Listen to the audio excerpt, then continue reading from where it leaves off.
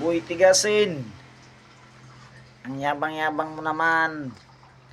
Napakayabang mo. Inamon mo pa si Cuadro Alas ng nag-iisang angas ng Pinas. Wala ka pang binatbat sa kalaban mo eh. Buboxing ngayon eh. Laki ng utak mo. Wala ka namang binatbat sa kalaban mo.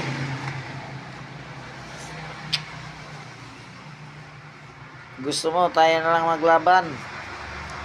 Anong lugar ka ba? Puntahan kita. Tayo maglaban. Tayo boxing. O tangina mo. Napakayabang mo talaga ang tao. Amunin kita. Tayo boxing. Gusto mo isang araw pa? Abing yabang mo talaga. Napakayabang mo. Nayabangan ako sa'yo eh. Yung minute ng ulo ko bigla eh. Para akong gusto ko nga balatan na kita ng buto sa suntok ko eh. Gusto na lang patulugin kita ng gusto mo isang suntok lang. Patulugin kita sa isang suntok. Yabang mo talaga eh. Boy Tigasin,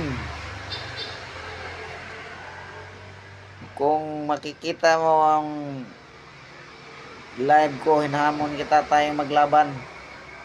Pupuntahan mo ako dito sa lugar ko. Maasin Southern Leyte. Dito ka punta. Laban tayo dito. Dito gym. Para makita ang kayabangan mo. Tangina mo.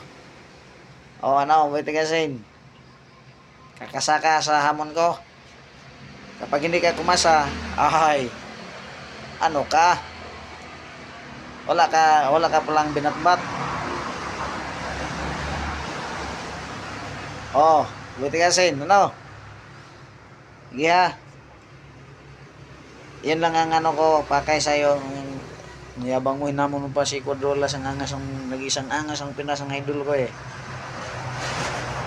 Ano? Para kang asong ano ang buntot sa likuran eh. Yabang-yabang mo talaga. Ano?